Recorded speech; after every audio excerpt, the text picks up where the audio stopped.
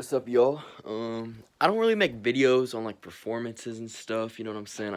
I really don't watch many performances, but I feel like I definitely had to because I'm literally like one of the biggest Weeknd fans in the world. Anybody that knows me knows this. I listen to everything he puts out. You know what I'm saying? And whether regardless if you think he performed well yesterday or not, I had to make this video. He could have had the best performance ever. I would have made it. He could have had the worst performance ever. I would have made it. You know what I'm saying? It's just me as a Weeknd fan talking to hopefully other Weeknd fans or just somebody that thinks the show is like bad or anything like that. This is me coming to you. Oh shoot. I'm never I'm holding my phone. I don't really care. I have nowhere to put it. This is like, just a laid back video. But I was watching the show and I don't know about y'all, but I know a lot of people had high expectations, especially us Weeknd fans. But before I say anything, I feel like at the end of the day, before I talk about anything, Weeknd gets a lot. The Weeknd gets a lot of hate. Can we be real? Before I say anything, just imagine watching a halftime show and it not being the Weeknd. Just imagine like if this is Justin Timberlake performing. Just think about if this is anybody else performing. All right, so like he performs, right? And I'm gonna do different categories. I'm gonna go one by one on like what went well, what didn't, what songs he should have put out, what songs he shouldn't have done. And we're gonna start with one thing and one thing first.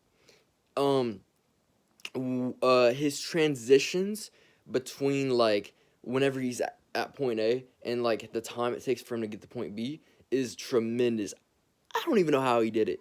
To be 100 with you, like, cause look, he's at the beginning of the show. He's like sitting down on that. He gets out of the car and like sits down on the stage, right?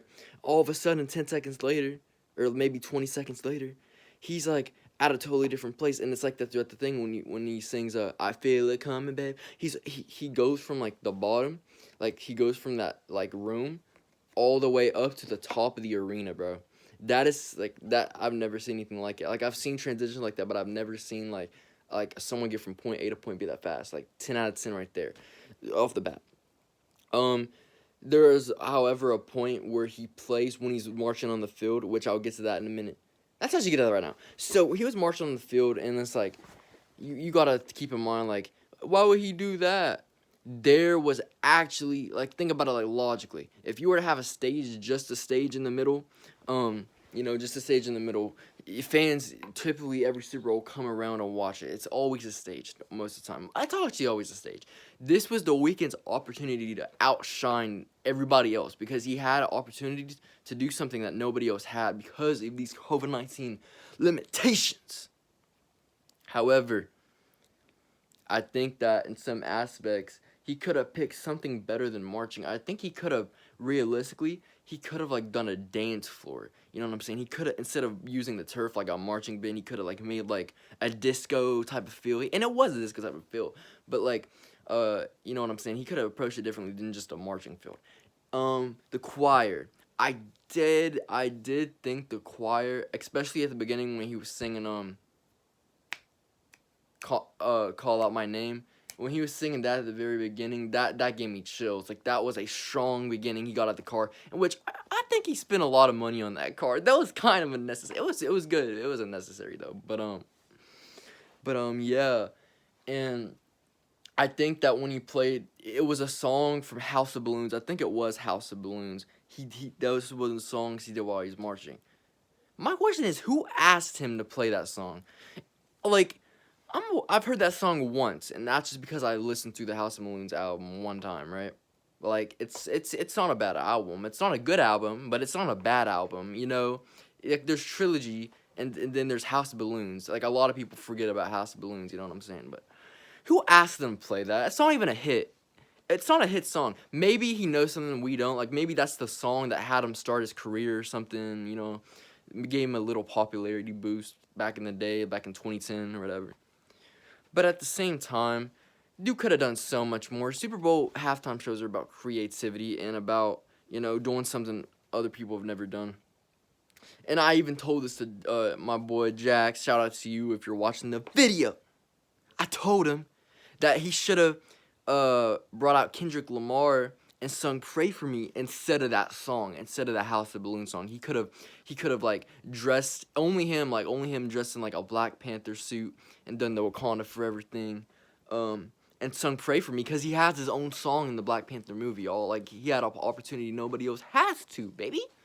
But he failed. He did not do it. I'm just a creative mastermind because nobody has the knowledge and IQ to think of something like that but me until after. But if you literally, like, if he does that, it's the best halftime show ever. Like, it's just that simple.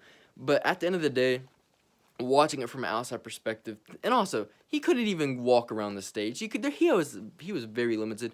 So this being said, remember when Justin Timberlake had that show and like most of it was involving him walking around like the stage area.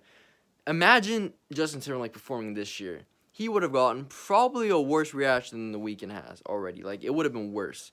With this being said, with watching The Weeknd's halftime performance again, I did watch it last night. I just watched it again to refresh myself.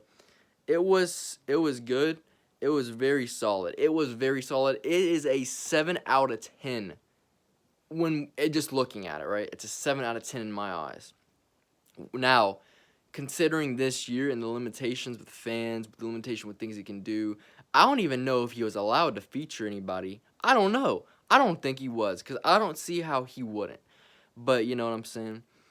You know, it was a solid halftime show, and I respect it. I'm giving it an 8 out of 10 because of the COVID restrictions. It would typically be a 7 out of 10, but I'm giving it an 8 because of COVID-19. And I know The Weeknd could do better. But, you know, we had high expectations, and if we put that aside, just imagine we put it aside real fast. If we put that aside and just look at it as The Weeknd playing his hits, other than the House of Balloons song that nobody's heard of, it's solid. It was good. It was an 8 out of 10. People were saying it's the worst Super Bowl halftime show of all time, and it's not. In fact, it's probably top 8, top 7. If you want to be generous, top 5. It's top 5. Let's be real. It's top 5. Think of 5. Think of 4 better ones. You know what I'm saying? It's top 5. It's number 5 on the dot in my eyes. But that's what I want to get that on my chest. I thought it was solid. He should have had a feature. He should have had Kendrick out. Should have Kendrick out there. You know what I'm saying? But he didn't. It's all good. Peace out, y'all. Have a good day. Subscribe and